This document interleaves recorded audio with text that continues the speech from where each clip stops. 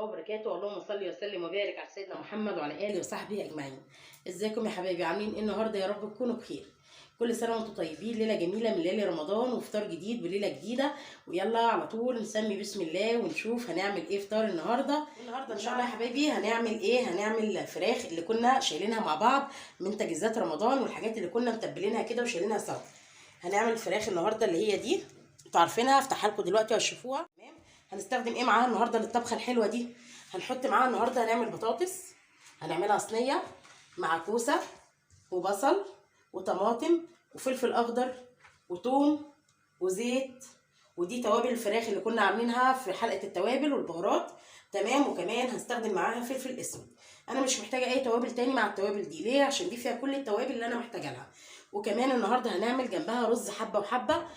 مع الاكله دي هيبقى جميل جدا. يلا على طول بقى ونشوف هنعمل ايه. انا هنا هجيب الصينيه بتاعتي اهو، اوسع بس كده شويه، وهفتح الفراخ دي كده اهي. طبعا هي طالعه من الفريزر بقالها بتاع 10 دقايق، فطبعا لسه مفكتش قوي، بس انا هفتحها عشان اوريها لكم وافكركم بيها. يا ريت اللي ما شافش معانا الفيديو لسه اول مره بيتابعنا يخش القناه ويرجع للقناه، يلاقي الفيديو اللي هو بتاع تجهيزات رمضان اللي هو حلقه الفراخ اهي. دي الفراخ اللي احنا كنا متبلينها مع بعض. هركنها كده دلوقتي على جنب واجيب الحاجات اللي انا هعملها الاول. هجيب البطاطس بتاعتي افضيها كده اهو في الصينيه بالشكل ده اهو، مع الكوسه وكمان البصل كله مع بعضه كده، وكمان الطماطم مقطعاها كده حتت، والفلفل الاخضر. دلوقتي على طول احط عليها التوابل بتاعتها والفلفل الاسود، شويه من الفلفل الاسود كده بالشكل ده بيحليها قوي، وكمان شويه من بهارات الفراخ اهي اللي احنا كنا مجهزينها مع بعض. بصوا اول ما فتحت البرطمان بتاعها لقيت الريحه طلعت عليا على طول، بجد توابل ملهاش حل اهي. وكمان هاخد حته من الثوم المدوب، قيمه نص معلقه كده كبيره اهي. وعلى طول بقى الزيت هحطه عليها كلها بالشكل ده كده اهو. هقلبها بقى كلها كده تقليبه ببعض اهو. هقلبها كويس واخلط كل المكونات دي مع بعضها. هاخد شويه من الملح كده وهتبل بيهم كل البطاطس بتاعتنا. طبعا الفراخ واخده حياء وكل حاجه، البطاطس بس اللي انا هديها الملح بتاعها هي بس، الملح بقى المناسب ليكم. وطبعا يا جماعه انا كل مره بنزل فيها وصفات رمضان بسيب المقادير بتاعتي اخر الفيديو، يعني اخر الفيديو هتلاقي المقادير كلها نازله لك، عشان بس اللي مش واخد باله من كده يبقى عارف ان انا بسيبها اخر الفيديو كلها اهي. بصوا بالشكل ده كده. متعرفوش بقى الصينيه دي بتبقى بجد روعه، بتبقى ملهاش حل. الولاد بقى بيحبوها مع التتبيله اللي فيها دي، وكمان العصاره اللي بتنزل من الفراخ عليها بتخلي طعمها حكايه يا جماعه والله اهي. هجيب بقى الفراخ بتاعتي كده دلوقتي كده يا جماعه، هحط على طول الفراخ عليها. طبعا انا الفطار هنا بقوم احضره يعني قبل الفطار كده بتاع ساعه ولا نص ساعه، على طول ببقى مخلصه، بالذات لما تكون حاجات خفيفه زي اللي انا بعملها دي مش بتاخر معايا، على طول دي هتتحط في الفرن والرز هيتحمر على طول مش هياخد وقت. فطبعا ايه انا يعني من اللي بيحبوا يقوموا يحضروا الفطار واخر شويه، طالما حاجات خفيفه مش تاخد وقت معايا. انما بقى لو عزومه ومحتاجين حاجات كتير هنعملها، لا هنقوم من بدري طبعا وهنشتغل وهنعمل الشكل ده كده. شايفين قد ايه جميله؟ ولسه بقى ان شاء الله لما تستوي.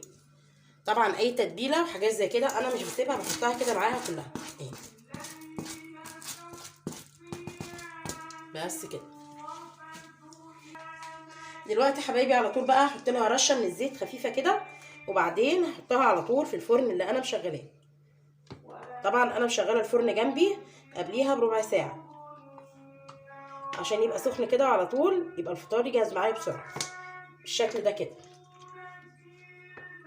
تمام. طبعا دلوقتي بعد ما حطيت الزيت معاكم اهو، هاخد نص كوبايه من الصغيره دي مش كبيره، نص كوبايه ميه كده اهو، وهحطها بس في جوانب الصينيه كده اهي عشان تستوي معانا كويس. طيب هتستوي قد ايه وهتاخد وقت قد ايه في الفرن؟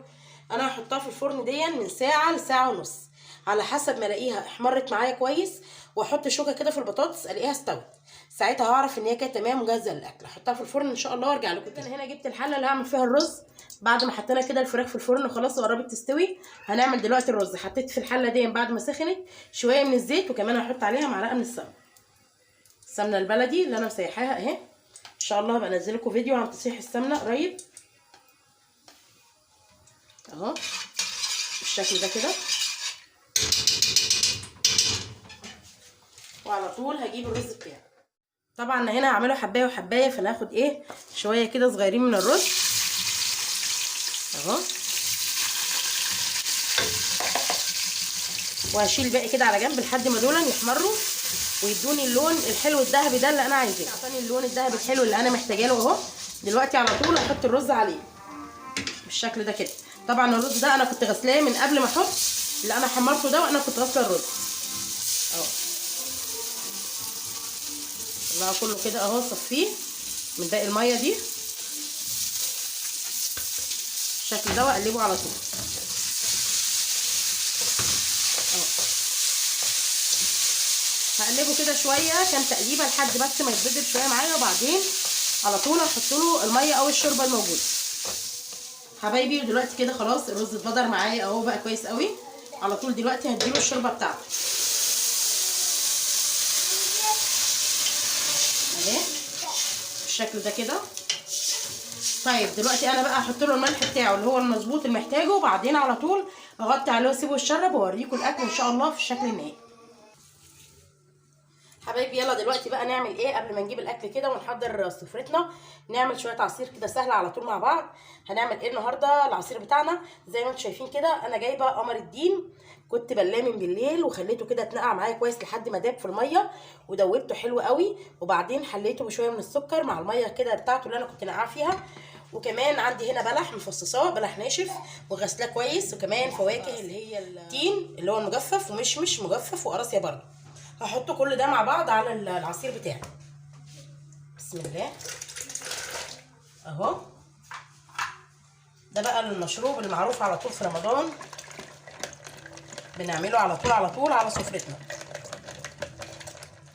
ده الاساس يعني، انما بعد كده اي عصير تاني ده بيبقى بقى من عندنا احنا ايه اللي بنزوده. ده من ضمن العصاير بتاعه رمضان الاساسيه، زي العرق سوس والتمر والحاجات دي، كل ده ان شاء الله نعمله مع بعض. يلا بقى على طول دلوقتي نجري نجيب الاكل ونقدمه، ونقدم كمان العصير بتاعنا. حبايبي دلوقتي خلاص خلصنا الفطار الجميل بتاعنا ده النهارده، وده كان شكل صينيه البطاطس اهي بعد ما طلعناها من الفرن كده بالشكل اللي انتم شايفينه ده. وكمان الرز بتاعنا الحبايه وحبايه اهو تحفه جدا والله. وكمان السلطه بتاعتنا قدمنا معاها النهارده سلطه، يعني تغيير كده، مره مخلي مره سلطه، كل ده يظبط معانا في رمضان. بس يا ريت ما نكترش من المخلل، لو حطينا مخلل ما نكترش منه عشان ما يحسسناش بالعطش في الصيام. وده كمان معانا النهارده العصير بتاعنا الجميل اللي احنا عملناه، اللي هو عصير قمر الدين بالتمر والفواكه المجففه اهو قدامكم كده. خلاص فطارنا النهارده خلص. يا رب يكون يعجبكم النهارده ان شاء الله، ويكون الفيديو خفيف عليكم. ما تنسوناش في اللايك والشير والسبسكرايب للقناه عشان يوصلكم منا كل جديد. وكل سنه وكلكم طيبين، مع الف سلامه، واسيبكم في رعايه الله.